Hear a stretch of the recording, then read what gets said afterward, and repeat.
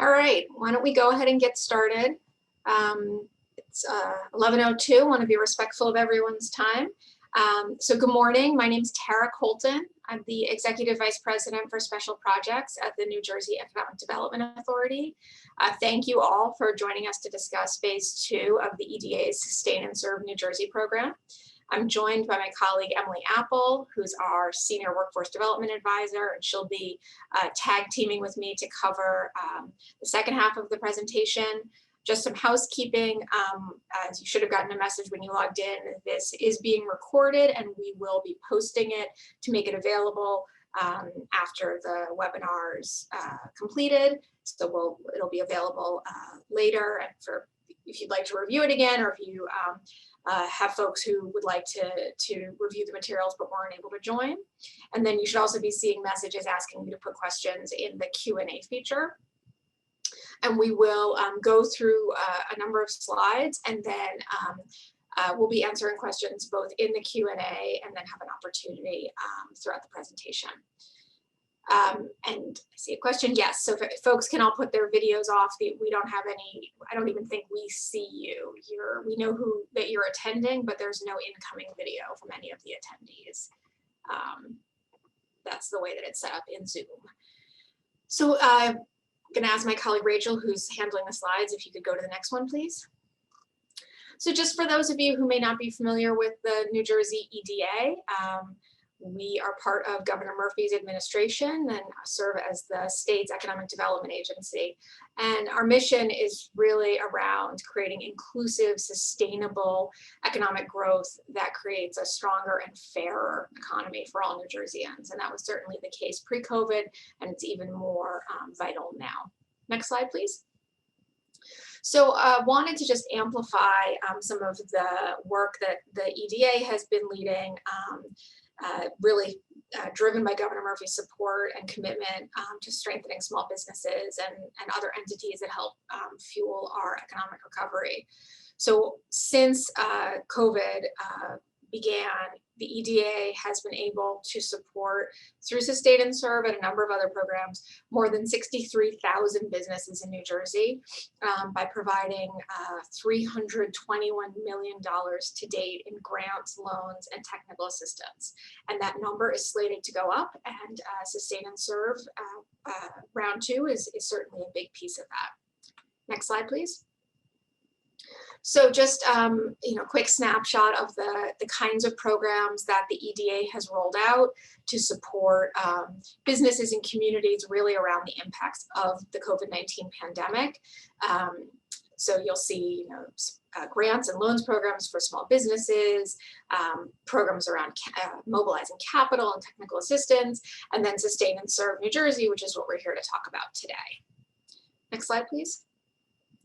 So we've had Phase 1, and we are now going into Phase 2, which is what this webinar is focused on. But just looking at the numbers for our first phase of Sustain and Serve, we announced the funding availability in December of 2020, and then in February of 2021 approved 28 awards to organizations all throughout New Jersey, totaling about $14 million, with the anticipated impact of 1.5 million meals purchased for New Jerseyans from a growing number of restaurants. As of last night, we were up to more than 370 approved restaurants as participants in Sustain and Serve Phase 1. We are in the final month of going into the final month of Sustain and Serve restaurant purchases for the first phase. And so that's part of why we're so excited to talk to you about the opportunities to move forward with Phase 2. Really important in terms of the structure of the program. The organizations that received funding were very diverse. It ranged from hospitals, soup kitchens, grassroots organizations that started with a couple friends and a PayPal account. And really those organizations were unified in their approach, which was purchasing meals from restaurants that had been hard hit by COVID and then distributing them for free, whether it was to doctors and nurses on the front lines, to community residents who were facing food insecurity. But the basic structure of the model was was set up in a way where you have the organization that purchases the meals, and then you have, as part of their grant, it could be just a couple restaurants, it could be hundreds of restaurants that ultimately got approved. So, I mean, not hundreds, dozens of restaurants that ultimately got approved from each grantee. Again, they're on track to purchase 1.5 million meals from, at this point, almost 400 restaurants in almost every county. I think we're up to 19 of the 21 counties in the state. So the money that they're devoting to the restaurants is really desperately needed revenue. It's helping keep the workers employed. It's helping feed communities. The governor always describes this as a win-win-win. I think you can see why. Next slide, please. So getting into some of the details. So we're really thrilled that with the support of Governor Murphy and the legislature, that we will be making an additional $10 million in grants available through Sustain and Serve Phase 2.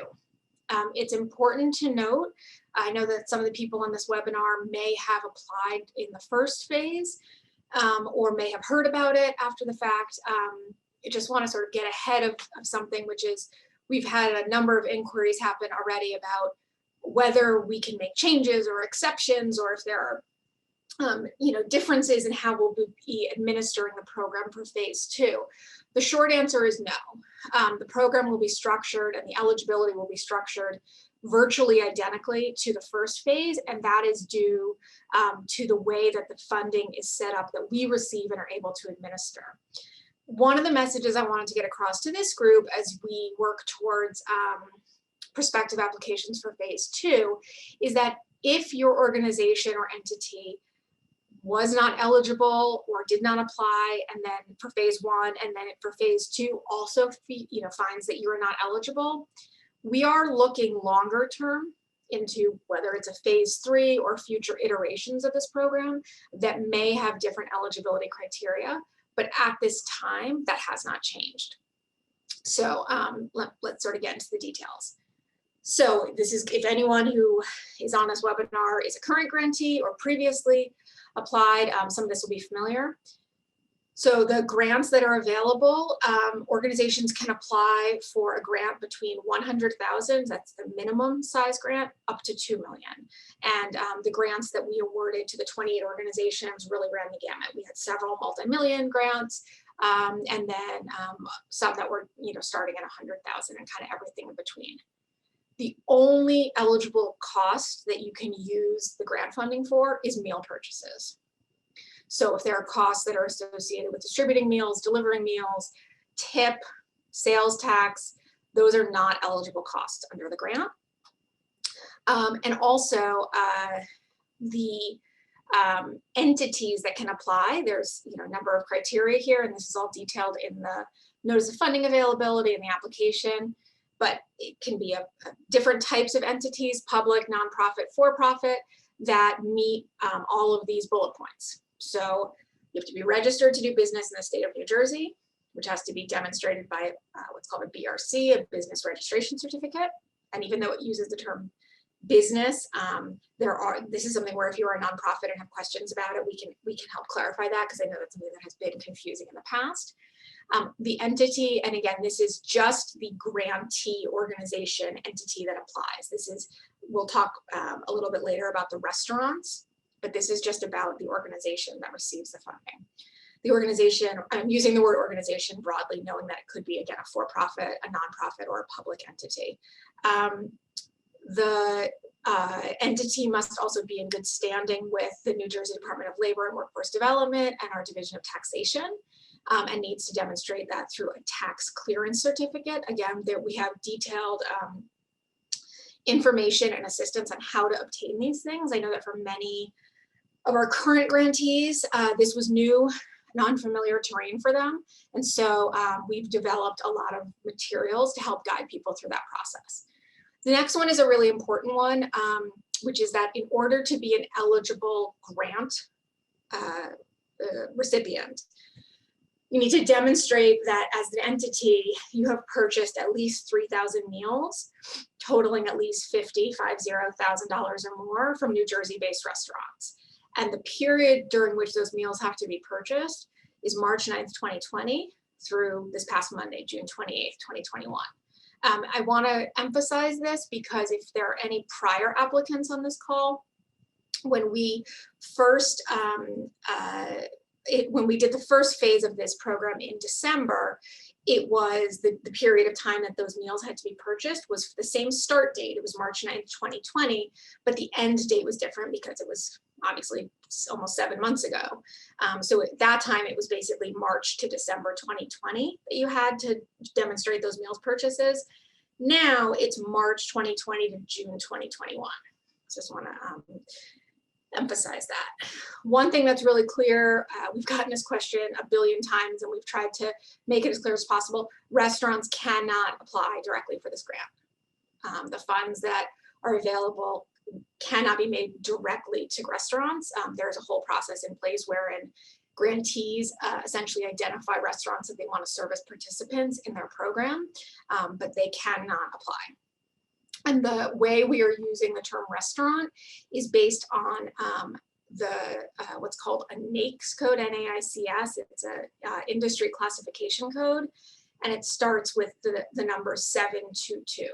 So it isn't only restaurants, but we're using that as kind of a catch-all. It may also include things like small catering businesses and entities like that. Okay, and then the last piece last couple pieces I wanted to emphasize here. So again, the money, looking at eligible expenses, can only be for the direct costs of the meal, and it is capped at up to $10 per meal. And we can provide more details on that. And then lastly, for the restaurants that an organization is proposing to work with, and we'll show more information about this, but I want to emphasize a few things. So the restaurant has to have been in operation as of February 15th, 2020.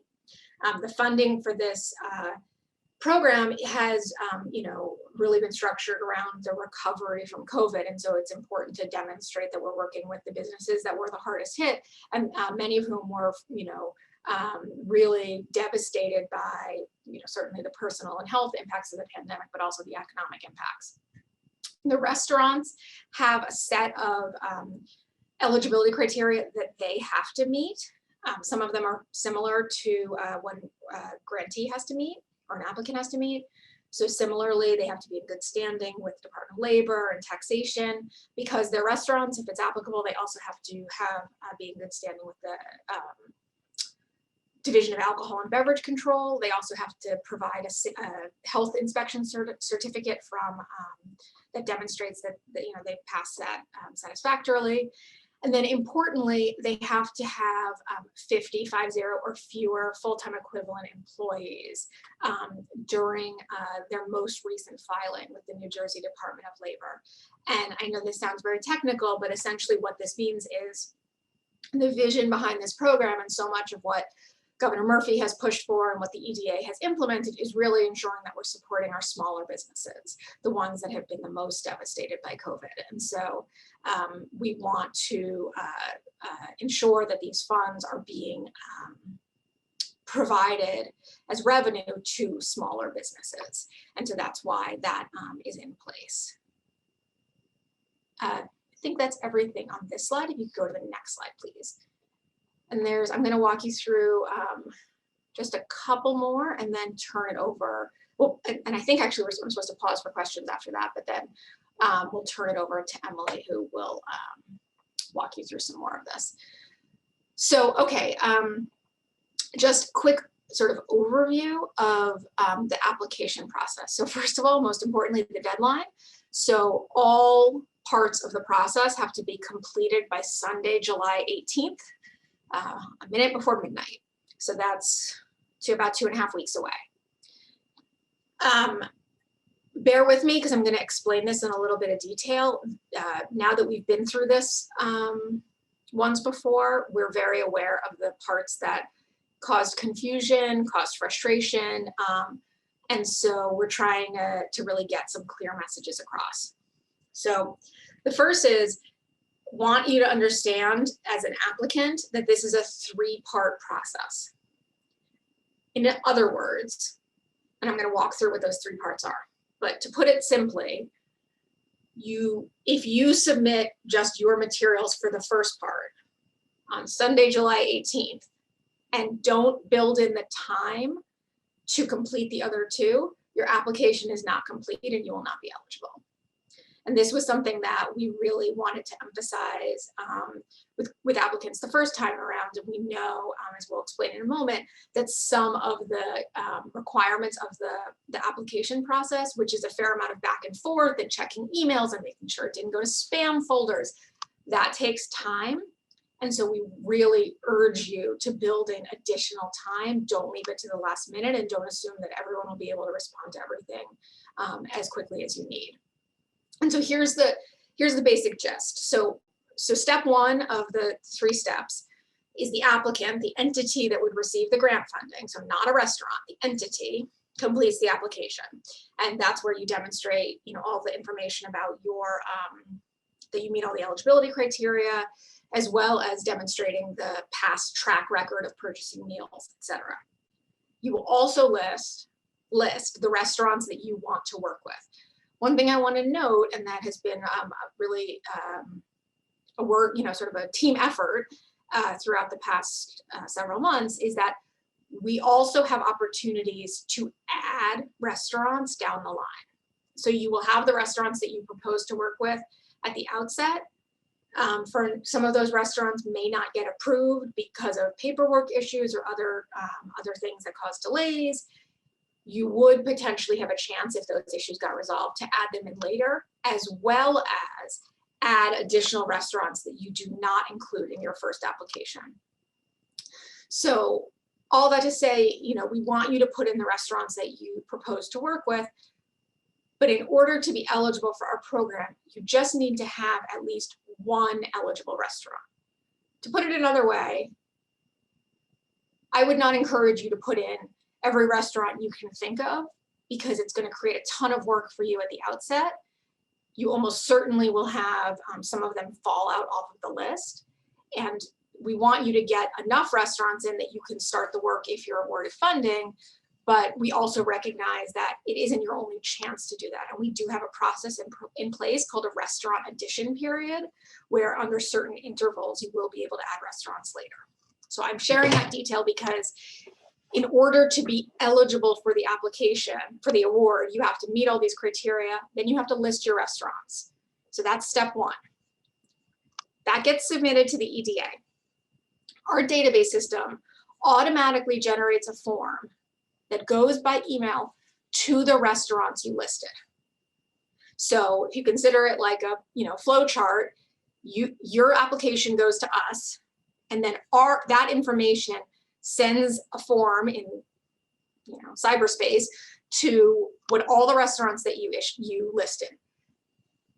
Step 3 is that the restaurant, excuse me, let me pause. It goes to the restaurant. The restaurant has to fill out the form. Step 3, the form goes back to you, the applicant. The applicant then looks at the form, looks at the materials the restaurant says, and then basically says, yes, they've submitted everything that is needed. I want to include them, submit. So again, what I'm trying to get across is, and where we heard a lot of issues the first time, was that the form, you submitting and saying, here's who I want to work with, generates this form that goes to restaurants. That form, sometimes restaurants don't know it's coming, sometimes it goes to their junk mail, sometimes they miss it or they don't get what it is. And so that caused a lot of problems in our first phase. So what I want to encourage you to do is make sure your restaurants know that you're listing them, know to look for it, and know that they have to complete that. But then this is also, again, a very important nuance. Them completing that form does not mean they are officially approved. It doesn't even mean they're officially part of your application, because you, the applicant, then have to receive their response. It goes to you, not back to us. And you say, yes, I'm good with all of this. I want to include them. And this is all laid out in the paperwork. So in order to then even have an eligible application, you need to have at least one restaurant. In many cases, we've had grantees who had many more. That has gone, where the whole process has gone from you are eligible, we send a form to a restaurant, the restaurant completes it, they send it back to you, you review it, you say, yes, this is good, and then it gets submitted. Again, if you have some restaurants that get the form but never complete it, that's okay. You just need at least one to consider you for eligibility. And again, we will have periods where you would be able to add more restaurants in. All of this has to be done by July 18th at midnight.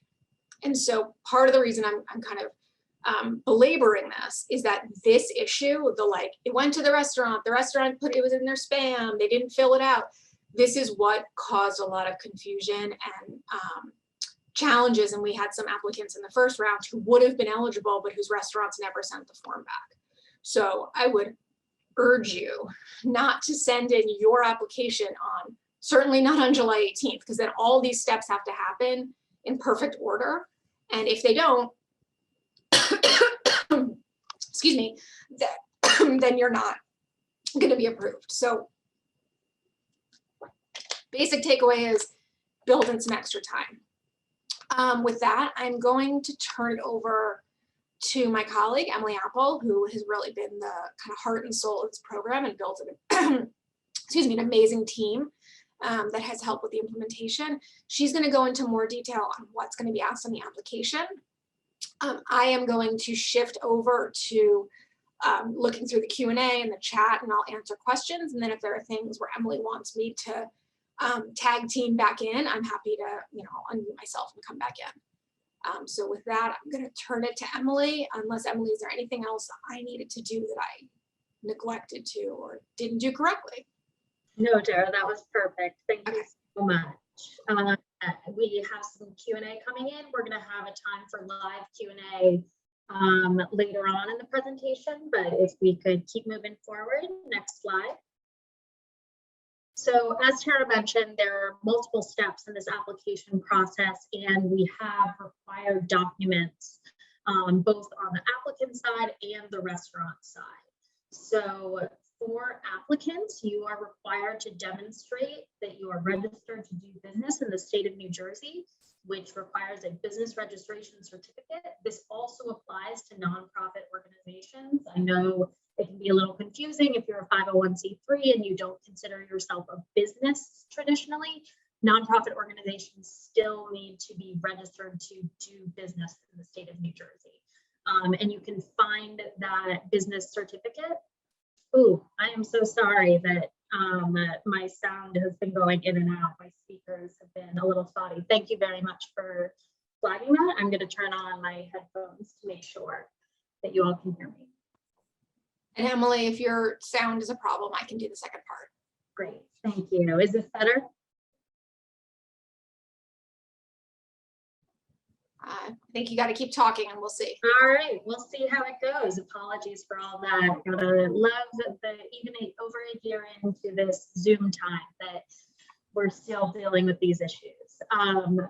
So you can find your business registration certificate at the New Jersey Division of Revenue, which the link is included here, as well as on our COVID business info hub page, which we've posted the link to in the chat several times.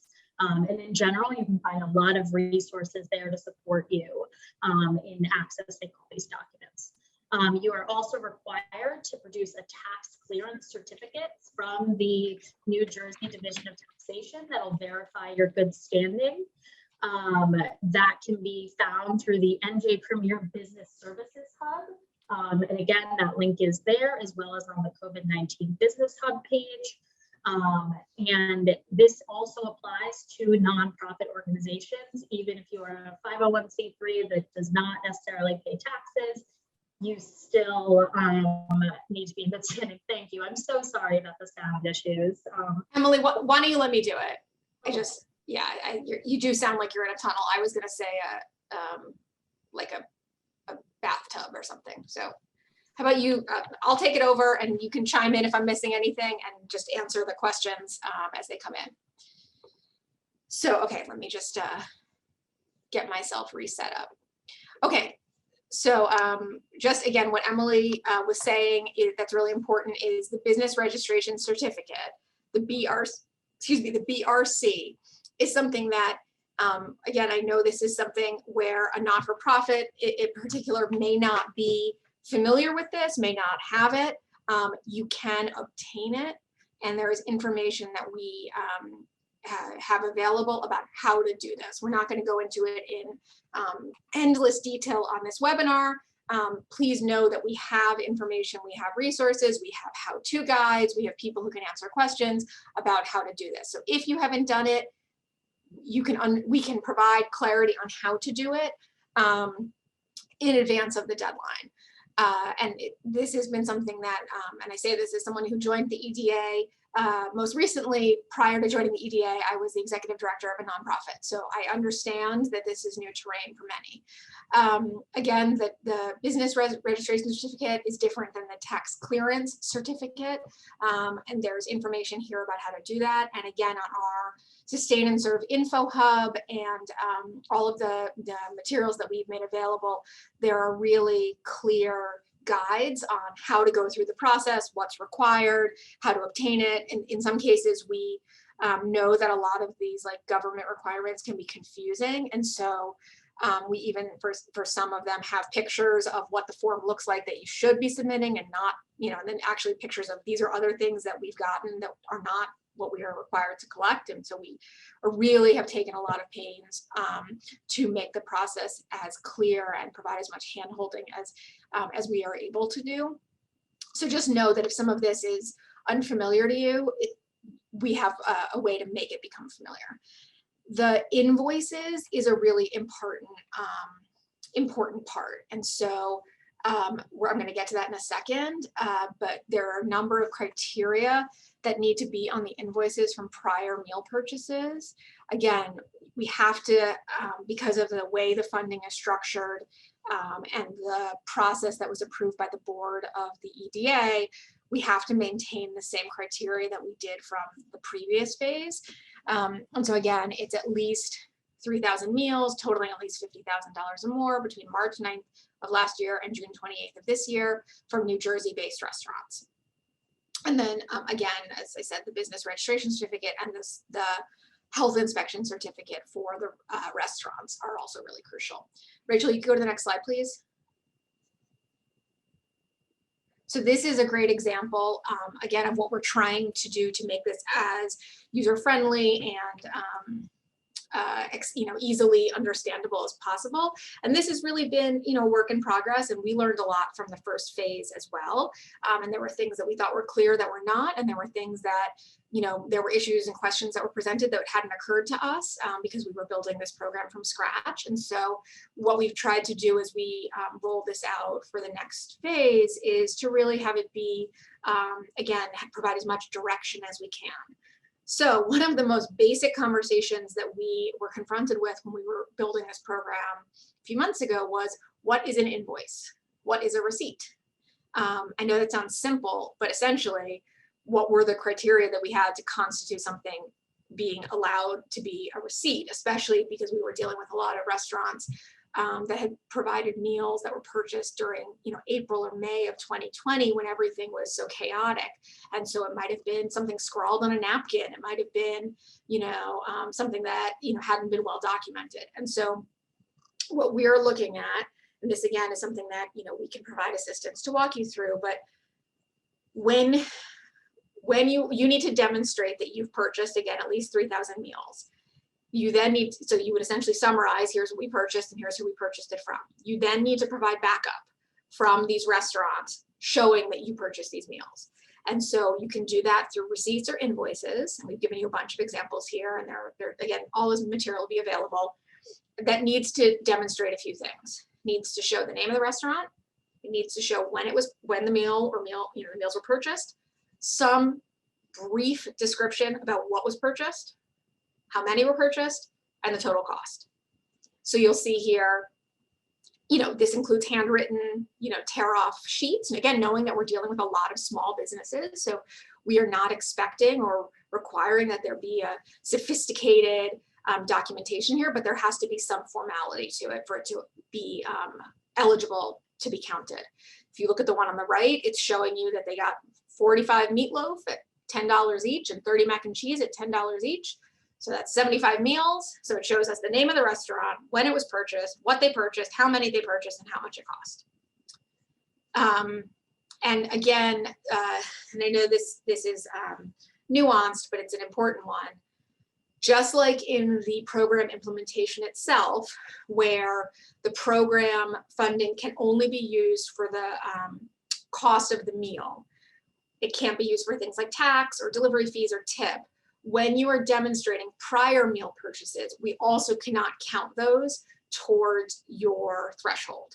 So let's just say you purchased, you know, $50,000 in meal, $51,000 in meals, but 2,000 of that 51,000 was for tip. I'm just making this up. Then you would actually not be eligible because it would be 49,000 that you had actually purchased that was for meal costs. I want to emphasize something here, which came up a lot with the first phase, which is we are asking for you to show purchases of $50,000 and 3,000 meals minimum. Many of our current grantees had purchased many more than that, many more than that before they applied to us. You don't need to show us all of those. I think in some cases it was helpful for people to build in a little bit of a buffer. Again, if there were some costs that might have hovered right around the $50,000 line that could have pushed them out if they were excluded. But if you've purchased $300,000 worth of meals, you don't need to find every receipt for every meal you purchased. You just need to do enough to get over that, that line. And then the next slide, please. So just again, kind of how we got to the structure of the awards. So again, sorry to be a broken record, but there's been a lot of stuff we've had to repeat a lot of times, so we're just going to try and keep doing that. So the money that would be awarded through this grant, if you were eligible, can only be used for the direct cost of meal purchases. So what we're going to ask you to do in the application, and there's a whole process where you can calculate your award request, is you would say, here's the number of meals that I anticipate I would purchase between September 1st, 2021 and January 31st, 2022. So that's about 5 months, which is approximately the duration of our current program of phase 1. This is how much I estimate each meal would cost, knowing that there can be variation, but the maximum can only be $10. That means if you were to purchase meals from a restaurant and they charged you $12, you will only be reimbursed for $10. So this is a reimbursement-based grant. So whatever funding that's provided by us, you have to go purchase the meals, then demonstrate receipts, and we will reimburse you for eligible expenses. So taking those two numbers together, this is how many meals I think I could buy over these 5 months. This is how much I think they would cost per meal. Multiply it, and that gets you to your grant request, which is minimum 100,000, maximum 2 million. If you were to use the $10 per meal criteria, that gets you from you know, anywhere between 10,000 meals to 200,000 meals, roughly, depending on award size. I want to also just say one more thing. That's been an interesting sort of learning for us, which is that, you know, I emphasized earlier that during the application process, you know, if you have 90 restaurants you want to work with, you don't have to have them all get that form and then send the form back and then send it to us in the first application. You will have a chance to add them later if you so desire. There's sort of an important balance here where we also, if you're saying to us, we think we can buy, I don't know, you know, 200,000 meals. And but you decide, you know what, I'm just going to list a couple restaurants in my application and I'll deal with the rest later. You should take that into account because you're then going to have to be able to make up that volume over the period of time. So just be thoughtful. I know it's a bit of a guesstimate, but you essentially want to consider these are the restaurants we want to work with. At least at the outset, we hit the ground running. This is where we want to start. Those are the most important ones to list on the application. Then again, knowing that you'll have an opportunity to add more later. So you don't want to downplay it so much that you would then kind of be hamstrung for the first month, let's say, of the grant because you only had a couple restaurants listed. If your estimate is based on working with 30 restaurants. So it's a bit of a balancing act. All right, so I'm gonna shift and have us go through the application. This is something that I will admit Emily is a little more aware of the nuances than I am, so I will do my best. And Emily, if I get anything wrong, like just objectively wrong, please unmute yourself from your tunnel and say that. So if you can go ahead, I think it's 2 slides, Rachel. Next slide, please. Great. So this is, and again, this will be made as document will be made available. All of this will be online, but this is giving you a preview of what it's going to look like, what you're going to actually have to, submit. So if you are a new applicant, let me back up for a second. There's essentially 3 different groups of entities that we envision applying for this funding. The first is brand new, didn't apply for the first phase, maybe didn't know about it, wasn't eligible, whatever reason, but brand new, has never applied for sustain and serve before. The second group is people who are entities that applied for sustain and serve in the first phase, but were not awarded funding. Either they didn't meet the eligibility criteria or other reasons that were documented when they received their declination letters.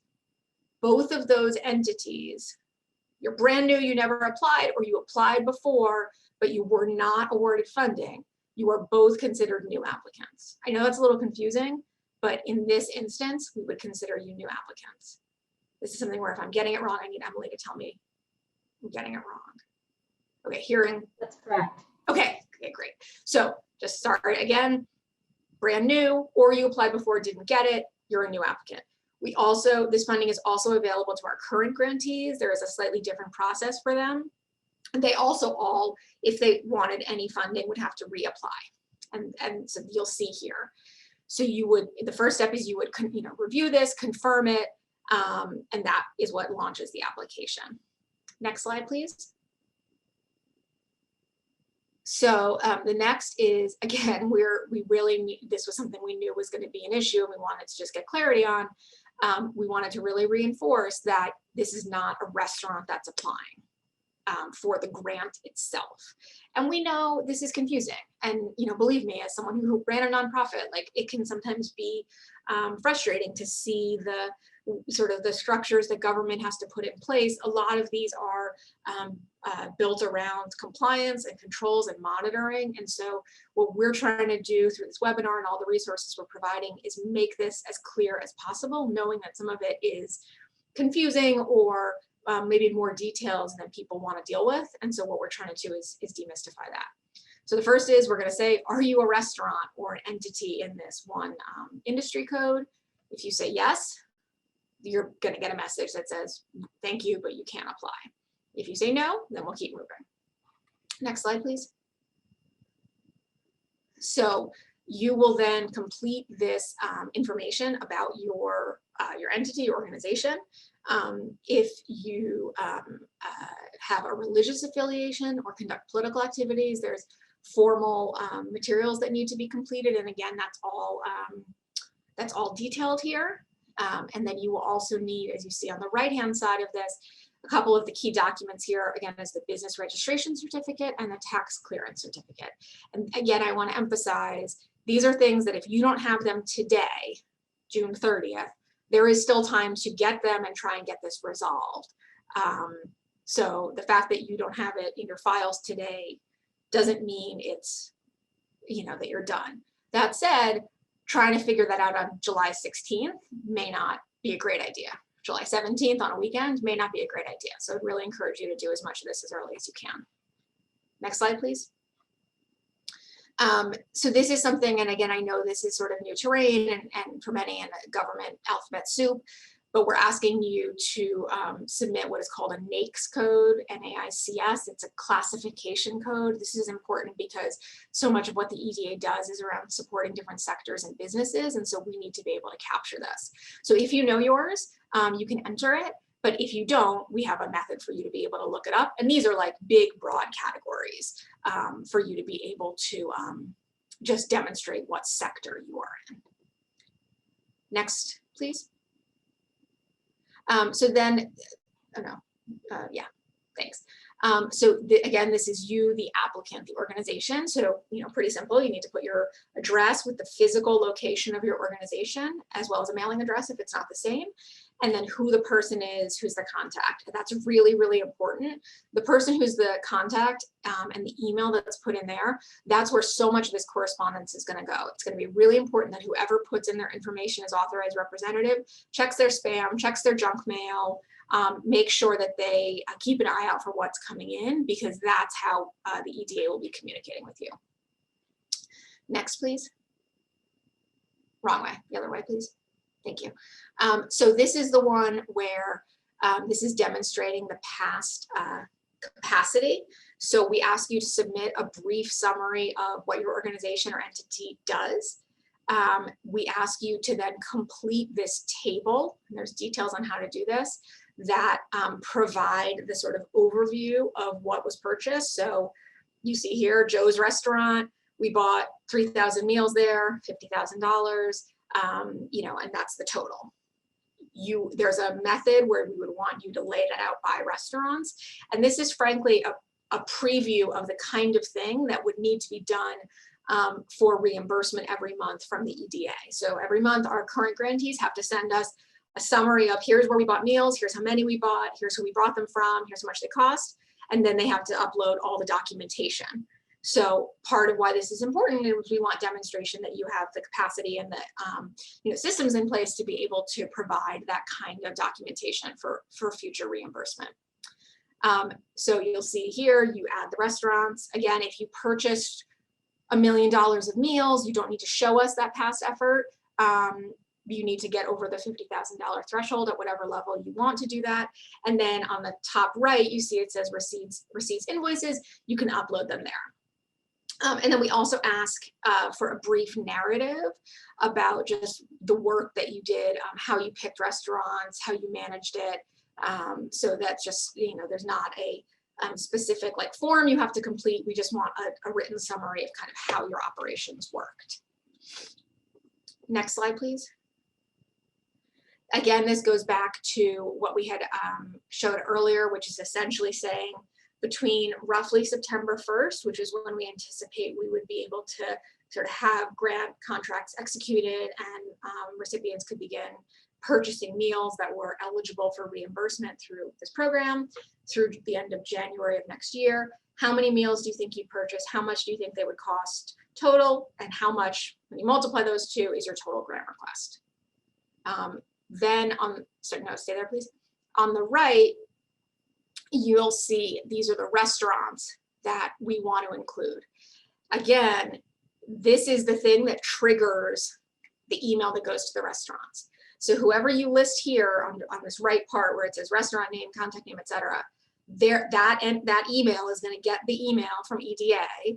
We found many cases restaurants were getting it in their spam for whatever reason.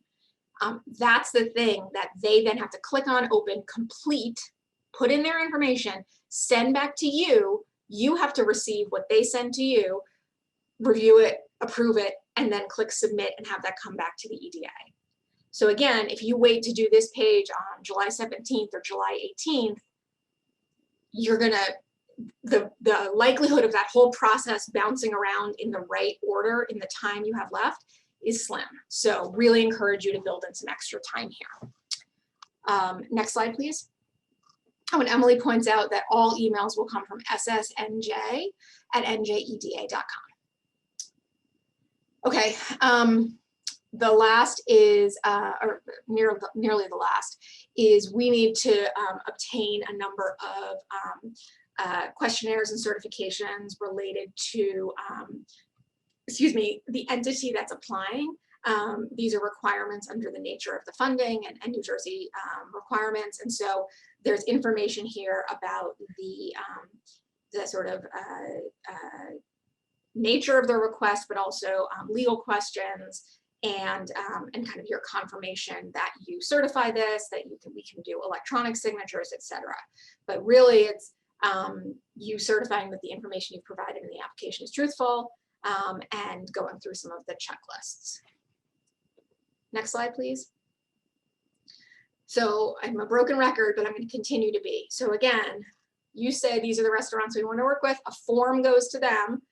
They then have to fill out a form that says, this is the name of my restaurant.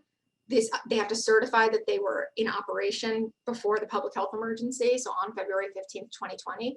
So let's say there's a new restaurant that opened in your neighborhood, you know, a month ago. They're not eligible to be a provider for a sustain and serve, because this is really designed to be a revenue source for the restaurants that were the hardest hit by COVID. As I said in my opening remarks, there is a scenario where in the future we would consider a broader program design where we would potentially have different eligibility criteria for applicants or grantees, maybe potentially different application process or eligibility for restaurants, but that is not where we are currently. So we are thinking about that longer term, but right now we have a fairly rigid program structure.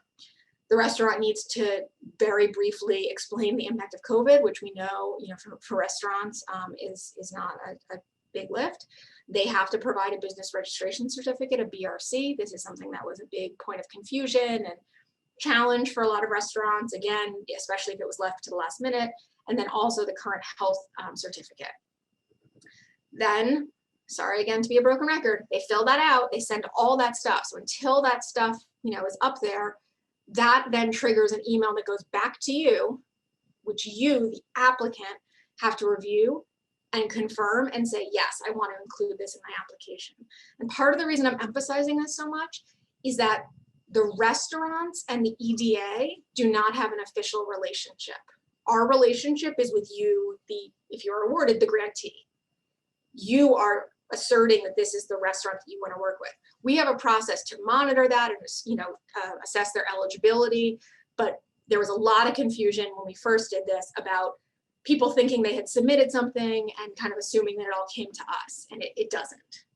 And again, there has to be at least one restaurant that's gone through that sort of back and forth process before the application deadline in order for your application to be considered complete. Doesn't mean that you are definitely eligible, but in order for it to even be considered complete.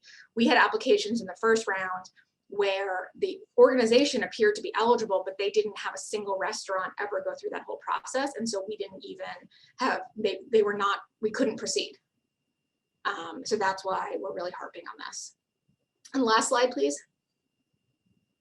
So just again, you know, the three parts.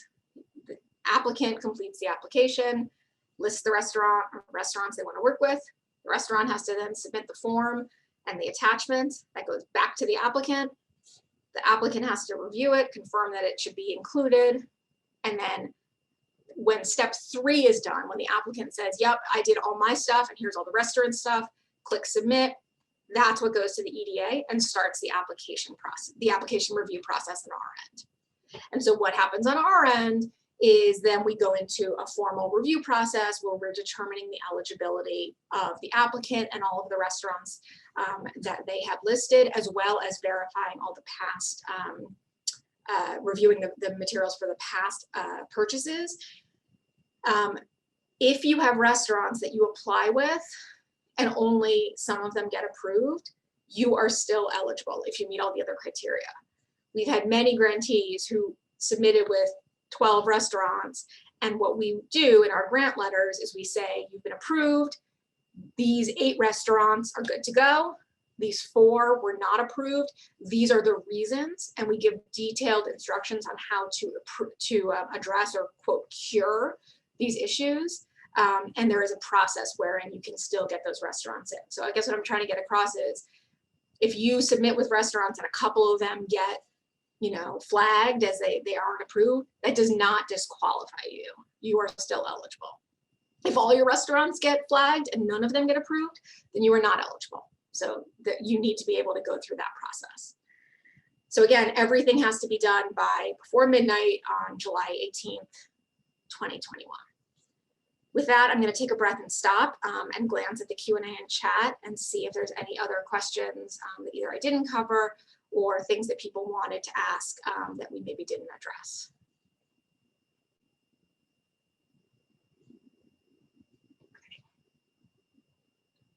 I'm just going to look quickly. I saw there was a question on the chat about the number of entities that were approved for funding in the first round We have $10 million in funding available for this next round at this time, and so anticipate that we would be making awards available to all the eligible organizations that complete the application process. And so there's details about that on the NJ Business Hub. Just looking quickly. And just like I said, that the emails will come from ssnj@njeda.com. You can also email that address and get a response. We have an amazing team. I have to give shout outs to Emily, certainly, to John and Diana, and to Kevin and Charlie and Pat on our team, who are responding to questions and are there to provide help. And in many cases, not most, but in many cases, it's a question they've heard before. So we have a specific answer. I see a question about the average grant size from phase 1.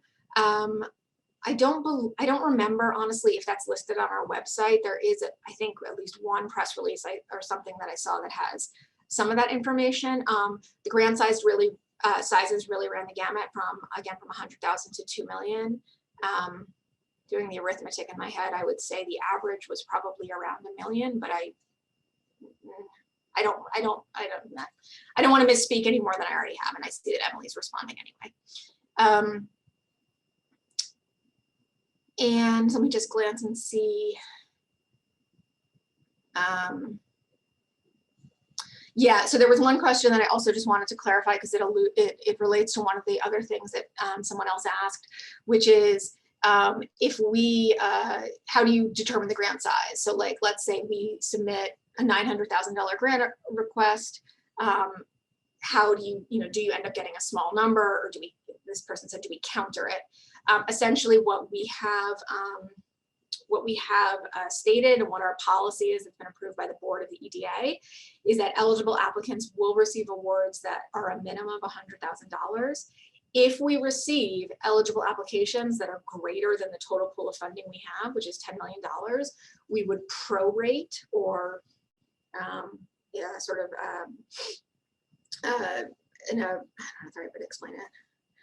put in sort of in relative to the size of the requests, we would prorate the applicant's share of funding awarded based on the overall pool of requests. I will note that when we first announced the Stay and Serve in December of 2020, it was a $2 million program. And we were so overwhelmed by the requests that we received, which were, the eligible requests were more than $14 million. And so we were so grateful, for the governor's leadership and our partners in the legislature, that they were able to secure funding to fulfill all of the eligible requests. So if our eligible funding requests exceed $10 million, I'm not guaranteeing, I can't guarantee that we would be able to fulfill all of them. We do have a process in place if we are unable to. But we are also optimistic that there may be a scenario where there could be more resources dedicated to this, just because of the incredible impact of the program to date. Just looking to see any other questions that are coming up. If there's anything that I haven't said clearly, or people think I have more questions about, please feel free to put in the chat, because I don't want to overstate or misstate something that Emily's already answered.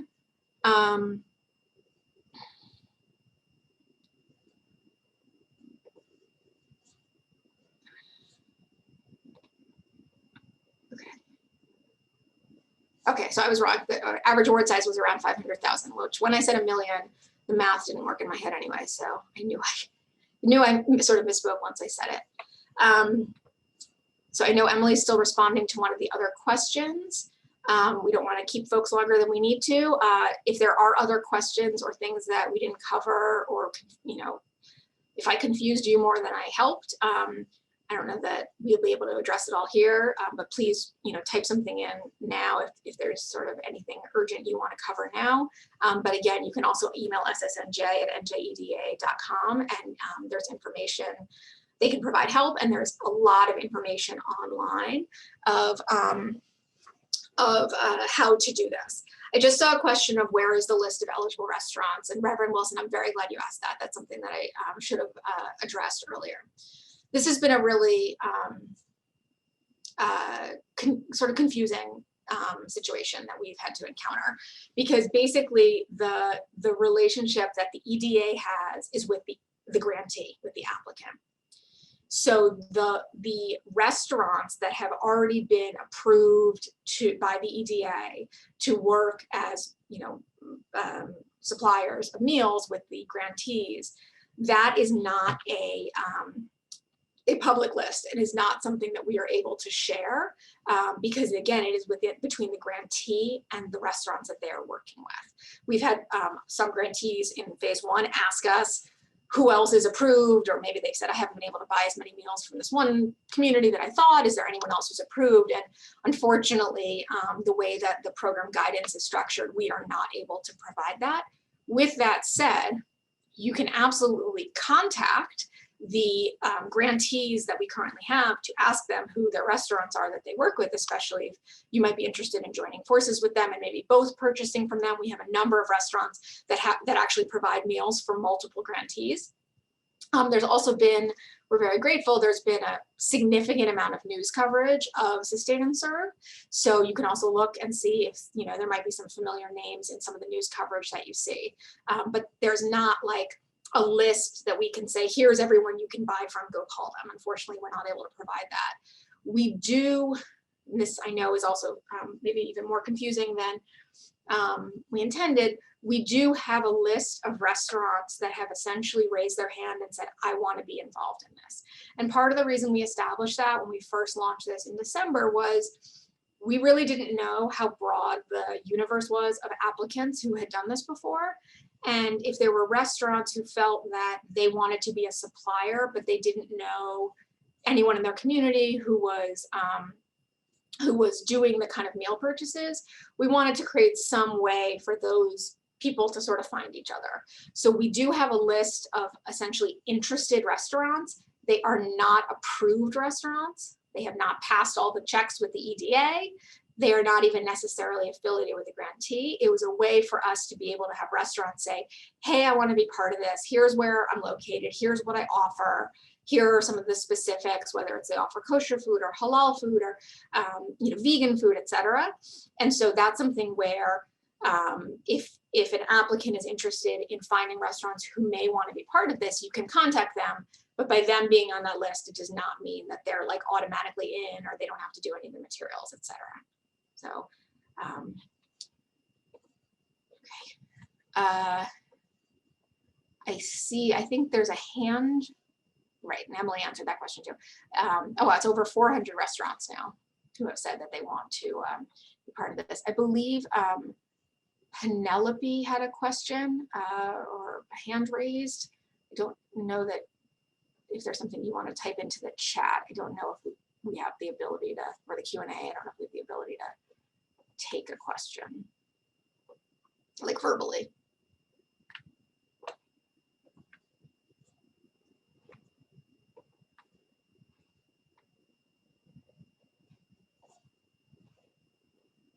Thought there were live verbal questions. I don't believe we have the technological capacity to do that at this time. I'll defer to my EDA colleagues. Again, this is something, I mean, one of the things that we are the most proud of with this program is the level of support and responsiveness and frankly, customer service that the EDA has been able to provide. And so we're packing a lot into this hour. If you have questions, our team will be able to help you or tell you the answers. You may not always like the answers, but they will have an answer. So you know, can certainly reach out to them and someone can speak to you about the process. Again, if they haven't addressed it. Okay, Penelope is asking me to reread the question about the capacity table.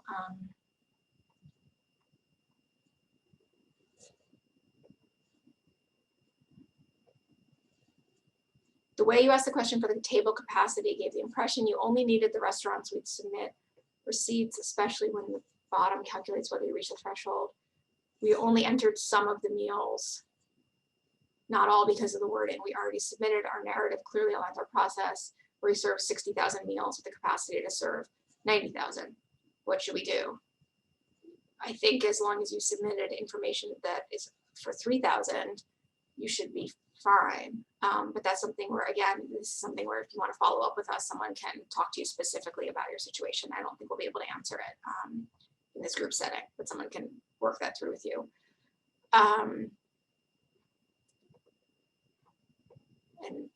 we were very proud. There was an article a couple days ago in northjersey.com that talked about the success of Sustain and Serve, but also really talked about the kind of unsung heroes behind the scene, which are the team of staff members we have who have really held people's hands and walked them through the process. So that's something the EVA prides itself on. We've built up capacity to be able to do just this. So please answer. Please know that if we can't answer it now, this isn't your only chance. There's also a question I see about phase 4 restaurant grants, whether there are updates on when they will announce the awards. I don't have an update at this time. I know that thanks to the governor and the legislature and some additional funding that became available and was signed a few days ago, signed into law a few days ago, the EDA is still in the process of rapidly reviewing and approving eligible applications. The numbers of what we've already gotten out the door in the past week or so is, let me just see if I have the number at my fingertips. It's pretty staggering. I think we have already approved more than 75 million. This was as of yesterday. So in the week since Governor Murphy signed these bills, we have approved $75 million for more than 7,000 small businesses in New Jersey, and a lot more is coming. So those bills being signed on the 22nd allowed us to accelerate some of our process. And so again, we don't have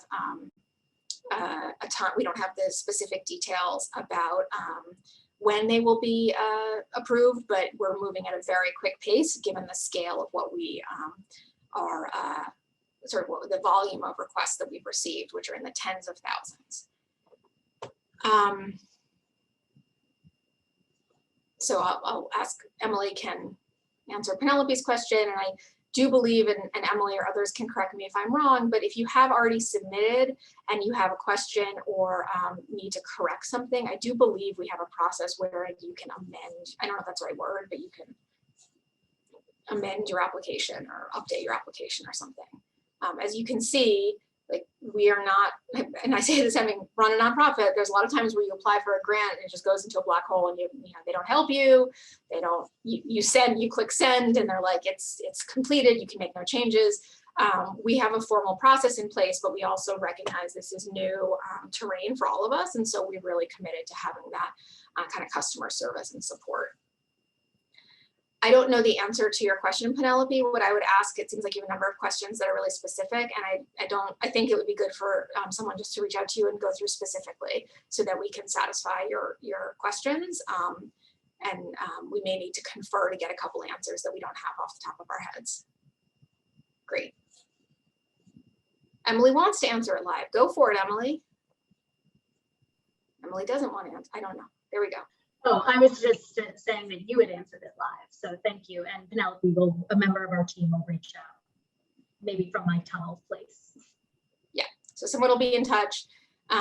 We have, again, we have structures in place. We know that in some cases, we've gotten asked a number of times if we can make exceptions, if we can lower the threshold. And unfortunately, for this round of funding, the answer is no. And it's hemmed in by the funding that governs it and the policies that our board have already approved, which is what allows us to move forward with this. But again, if you are not eligible, or you think we should be doing this differently, or you think there's a different model, that may be something that happens in the coming months. It's just not something that we have available for this round of funding. So we hear you. I'm a very solutions-oriented person. I don't love when we have to say a firm no, but in that case, the eligibility threshold, it's a firm no. Okay, all right, I'll take the little applause emojis.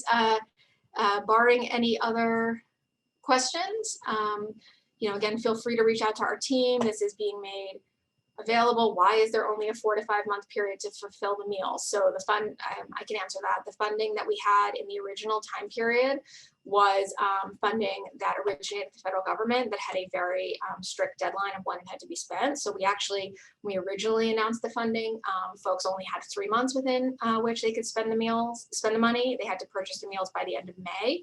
We then were able to extend it 2 additional months to the end of June.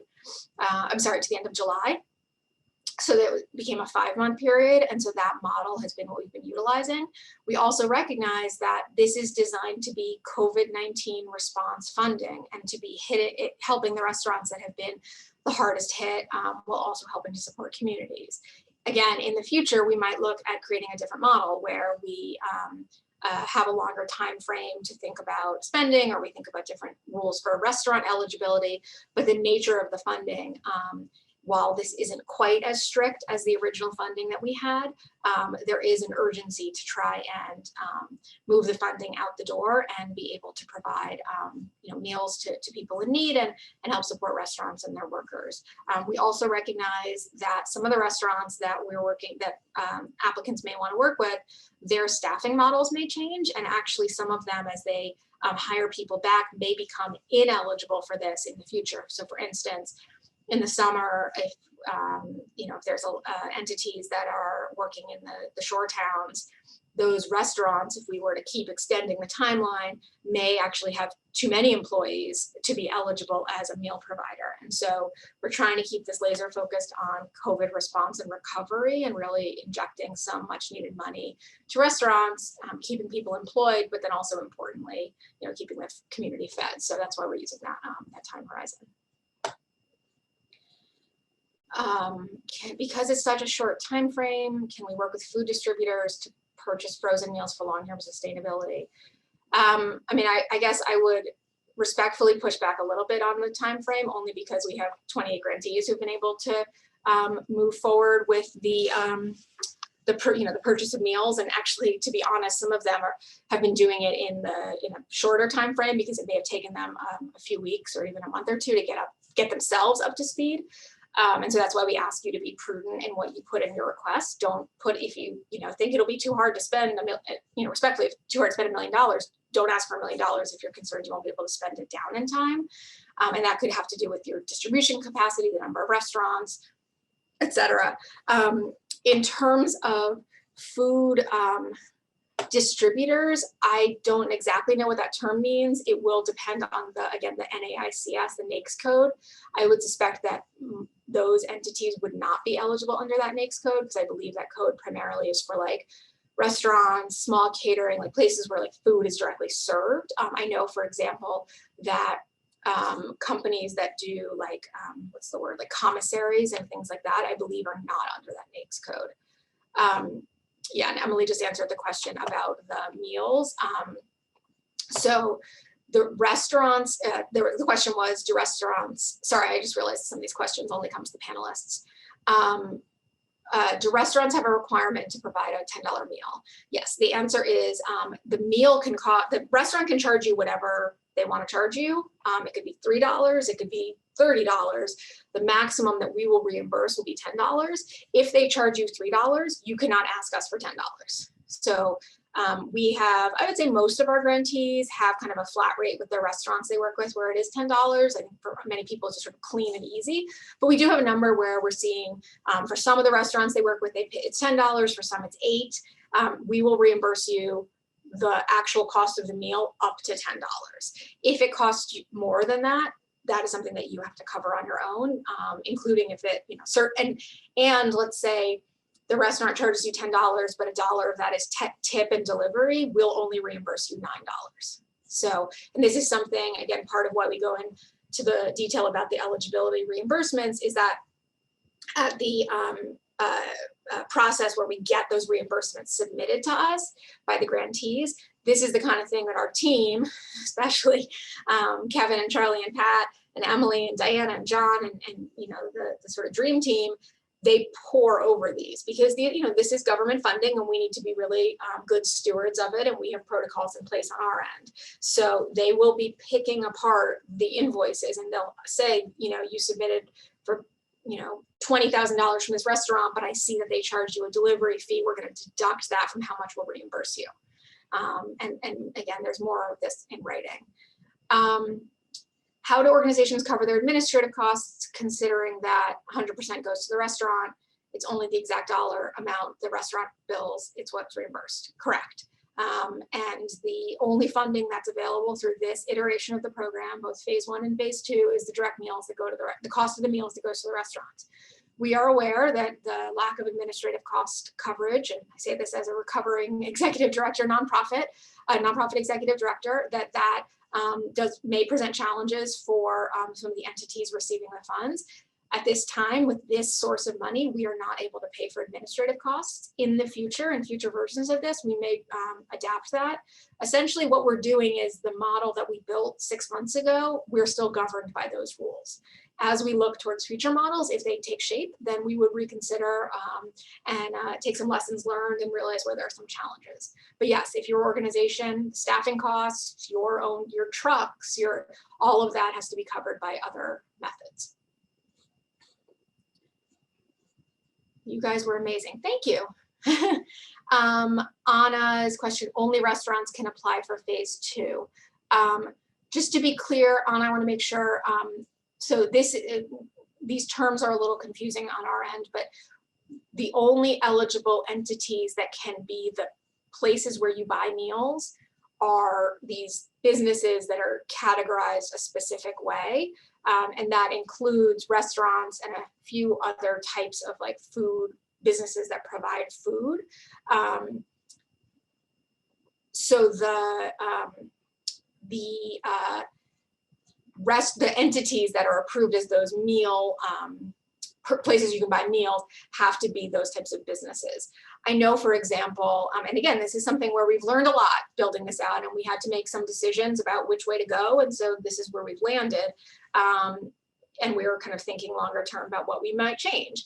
I know, for example, there were some organizations that did worked as like meal providers for social services organizations. Like they were essentially sort of their commissary or their caterer. But the nature of those organizations, those businesses, they were not classified in this industry code. And so unfortunately, those places, even though they're still doing the same thing, they're not eligible. And that's, again, just governed by the way the program policies are written. Might be something we consider in the future, but it's not something that we can change now. Reverend Wilson asked an important question, and one that maybe we should have said up front, and I apologize for that. Yes, this is a 100% reimbursement program. So you will only receive funds once you demonstrate that you have made your first chunk of meal purchases, you provide the receipts, and then we review them, approve them, and then funds are dispersed. I can say in my years running a nonprofit that the EDA in this program model is one of the fastest reimbursers I have encountered in my time on the other side of the table.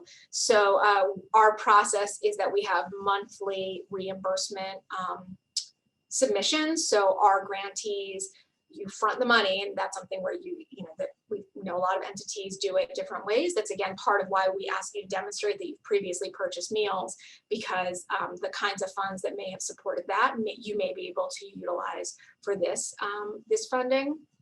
You purchase the meals, and some places have obtained lines of credit when we're able to assist if the banks need documentation for something like that.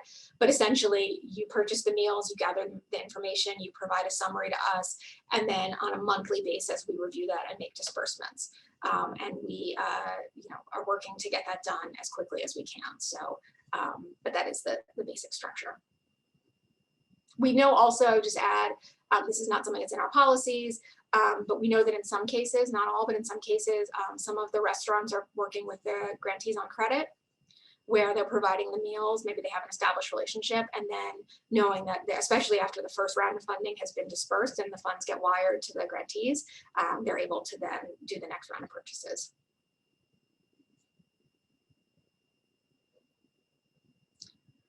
So I think we've gone over our time. I don't see any more little red things telling me if there are questions. And yes, Reverend Wilson, I apologize that we didn't emphasize that earlier. That's something we should have made loud and clear. And again, that's something that in the future we may consider doing differently, but we're just not able to at this time. So barring any, oh, okay, last little beep. The reimbursement funds, the money, everything that we do at the EDA is with the grantee. So we don't have a contract with the restaurant. We don't send money to the restaurant. So you go out, buy your meals, you give us the receipts. We have, and in that you have a contract with us. The entity, the grantee, has a contract with the EDA, and in that, among other things, includes information on banking and wiring instructions, and then we wire the funds to reimburse you for what you purchased. So, you know, we had wires, a couple $1 million worth of wires that went out earlier this week, and they were split up among the different grantees. So you can use those. If some cases they use them to then purchase the next chunk of meals. In other cases, they had other revenue that covered those. But there's no funds, no money for this program that flows directly between the EDA and the restaurants. We have a lot of other programs that are supporting restaurants directly, but in this model, it's just to the grantee. And Emily has encouraged folks to visit the main hub site that has a ton of information and details and how-tos and all that. And then again, you can also reach out to ssnj@njeda.com, and we have a team that'll respond to you. So with that, I thank you for sticking around. You know, we are here to help, and if you have questions, please don't hesitate to be in touch. I also just really want to thank the EDA team for all their support and you know, and commitment to really doing this. You know, doing this in as, you know, supportive and customer-friendly a way as possible. Again, knowing that we've built a program that may be kind of confusing.